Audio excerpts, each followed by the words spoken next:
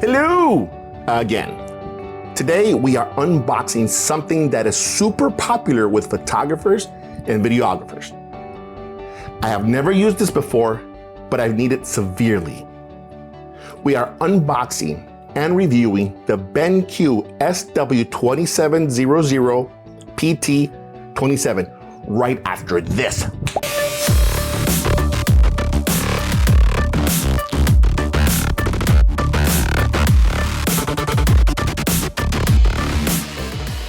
Welcome back, everyone. If you're new here, I am Galvan Jr. I am a filmmaker, a teacher, and a vlogger. I try to teach the noobs how to shoot great video with basic equipment without draining the bank account. Today, we are unboxing this bad boy, okay? Now, it's supposed to be a beast of a 27-inch computer monitor that is with 2K, QHD, 99% Adobe RGB, with IPS technology, and comes already color calibrated from the manufacturer. Now, what is IPS? You're probably wondering. IPS stands for in-plane switching. It's a screen technology for liquid crystal displays. It's the best color and viewing angles among like others and whatever. Now, for photographers and videographers, color accuracy is intensely crucial because the colors have to be accurate. Duh. Anyhow, so let's just open this. I don't think this is gonna work. Let's go downstairs.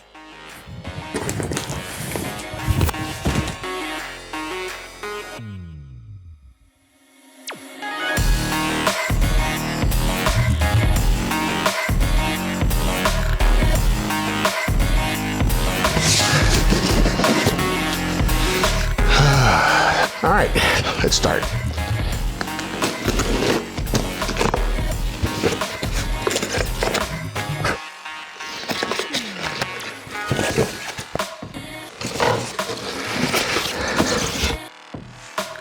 All right, whoa.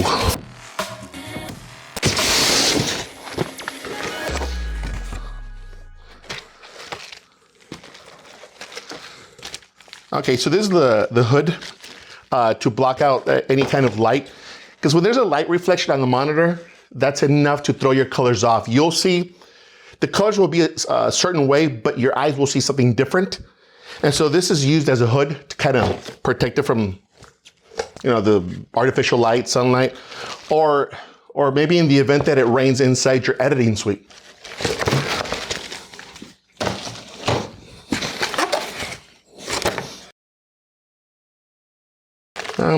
To plug it in.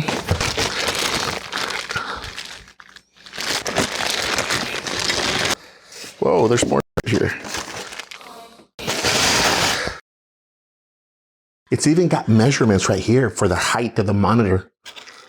I've never seen that before. Do all professional monitors have that? Huh, okay.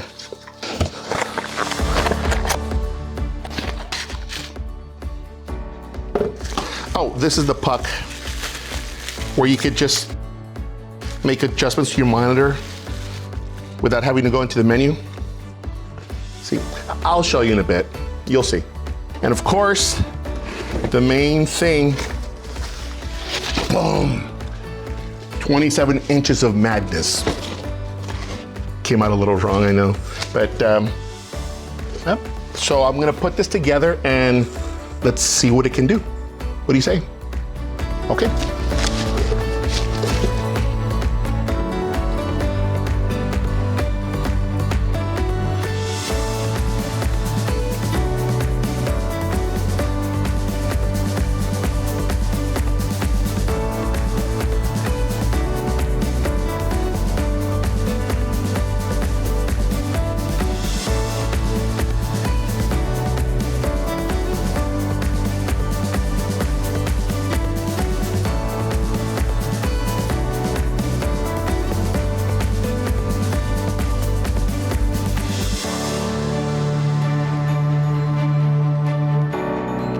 Okay, so now everything is connected right there and comes all the way over here.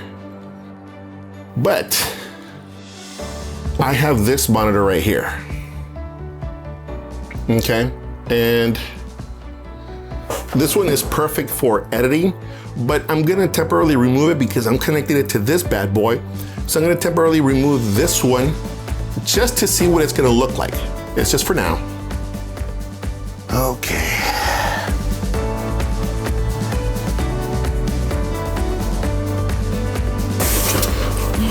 What's up, baby? I'm recording, by the way. I'm not talking, but what's up?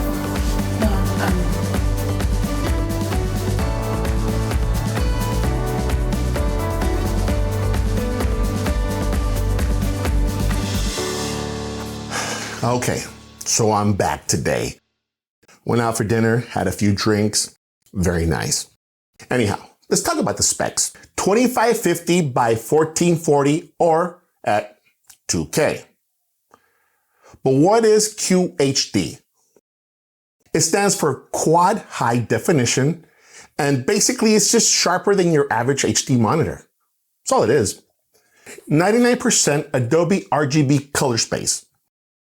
Basically, it was created by Adobe in 1998 that enables images edited in RGB to translate accurately to most color printers, which is CMYK printers. Cyan, magenta, yellow, and key. Key is black. But the Adobe RGB color model has a much greater color gamut than sRGB and Apple RGB. There's one drawback. If you're editing video for online or broadcast use, then Adobe RGB is not the color space you want to use. You want to use sRGB or Rec 709 because the internet and broadcast, that's normally what they use. Not because it's better, but because it's just the standard. I'll get into that in a whole other video. But don't worry, this monitor also has sRGB and Rec 709 on the puck, which I will get to in just a bit. BenQ color means accurate reproduction, or it means display of colors precisely as they are intended to be. 14-bit 3D LUT. Now I'm going to explain this in a short way because this subject has a lengthy explanation that I'm going to have to leave for another video, a future video. A bit is the amount of shades of color an image can have. 14-bit stores up to 4 trillion shades. In other words, you'll pretty much have flawless color blending accuracy, depending on the size of your image or the video you import into your computer. A 3D LUT or a lookup table is a better way of displaying colors on your monitor because it produces the colors in a volumetric way or in a color space which is more accurate and reduces calibration by a lot, as opposed to showing colors in a linear way, which can create a few errors here and there trying to find the correct shade value under each color. Now, this also comes with a hardware calibration. Instead of changing the output data on your computer graphic card, you can actually adjust the monitor's internal processing chip, which keeps images consistent with the original content without being affected by the graphic settings. The Palette Master Element Calibration software, wow, it regulates performance. It's just BenQ software that you could use in conjunction with color calibrators to keep the monitor's optimal state of color performance.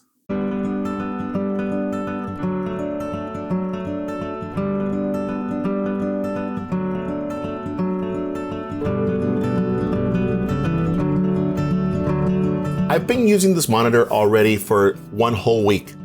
Actually, it's been 8 days. And I have to say, I'm a bit impressed. We worked on a project, some client from somewhere else, and they've already posted their video online, and it's identical. So I'm very impressed. But let me show you what my favorite parts are, all right? So, let me see. I wanna start off with the puck, all right? This bad boy right here. Okay, now, it's so easy to maneuver because there's the OK button right here. There's some arrows right here, and then there's 1, 2, 3, 4. You know, I haven't even tried the numbers. 1 is Adobe RGB. 2 is sRGB. 3 is black and white. And 4 just goes into the menu, it looks like. Yep, there it is. So I'm gonna go to the arrows right quick and, oh, too far. Starts off with standard, okay? Then Adobe RGB. Now standard, there's nothing wrong with standard, but you want something that's closest to where you're gonna put your video. As mentioned before, you probably want to use Rec 709 because those are the broadcast standards, and that's what's used when you upload to YouTube or to Vimeo or things like that. So that's probably what you want to use. But still, it has other things. For example, Adobe RGB is very popular amongst photographers because when they print out their photos, printers use Adobe RGB. So it's perfect for them. Now, every time that I read about this monitor online, before I made the purchase, all they did is just talk about it's for photographers, for photographers, for photographers. No, it's for videographers too. So we're gonna go to the menu, boom. Let's go over here. And as I mentioned before, yes, you could use standard. Adobe RGB, yeah, of course, if you're doing photography. sRGB is probably the closest that you can get to Rec 709. They're almost similar. So that would be like your second choice after Rec 709. Okay, now we go to black and white. I'm sure people use black and white. I don't need it. So I'm not even gonna bother with black and white. Oh, nope. Rec 709. Now these other ones, they are very useful, but just not for me. It's not for me. It could be for you, but it's just not for me. All right. And then there's another one for photo right there. Boom. As mentioned before, I'm going to Rec 709. Boom. Now let's try the other stuff. And it's so easy because we're just doing it right here on this puck looking thing. You don't have to go and push all these switches, yada, yada, yada. Don't have to. Okay, now let's go to the next one. What is the next one? Oh, it's brightness. I like the brightness where it's at because I've already used it and it's pretty freaking good. Okay. What is the next one? What? Display. Okay. I've been using the display port. So aspect ratio, I'm going to use the full. Okay. Let's go back. Color adjustment. Okay. Let's go to color mode. It's basically the exact same thing. Okay. Brightness, there it is. Contrast, 50, leave it there. Sharpness, 5, which is halfway. That's all you need. Color temperature, 65.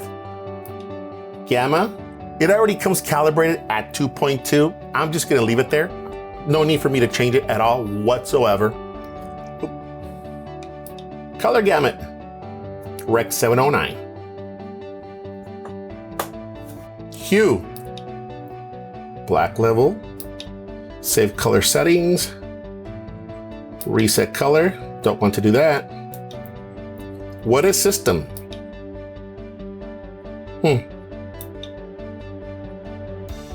OSD setting, AMA, auto power off, auto pivot, resolution notice, custom key,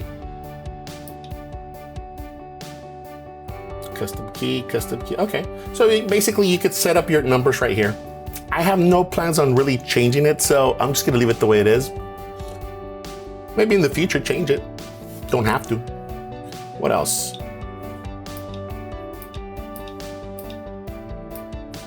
This very first one, what is that? This one right here, what is it? Okay, it's a display port. I think we're okay. Apparently every monitor comes with this. Check out this sheet of paper that it comes with. It's giving me all the information what this monitor has. So I'll probably hang this up on my wall. Boom. I don't know if I'll need it, maybe. Oh yeah, so check out these side inputs. I mean, I guess we could use it, but I'm just used to not using it. No. So now these things right here, this is the hood. Again, as I mentioned before, this hood is really more for blocking any kind of light, whether it be artificial lighting or sunlight. I'm already pretty dark in here, so I don't think I'm gonna need it. So we could try to put it on right quick, see what it's gonna look like. Huh, it's kind of furry right here. Very nice, okay. There you go. That's one side. This part goes on the very top. It's got its own little hole right here, so in case you wanna use a calibrator. So you see, you put it on here, boom. See, it would be right here, boom. So anyhow, so again, I'm not gonna be using this. I don't think I am, but it could also be used for when it rains inside your editing bay, because you never know. It just may rain and you could. I think I've covered everything, and I can honestly say I'm pretty happy with the monitor.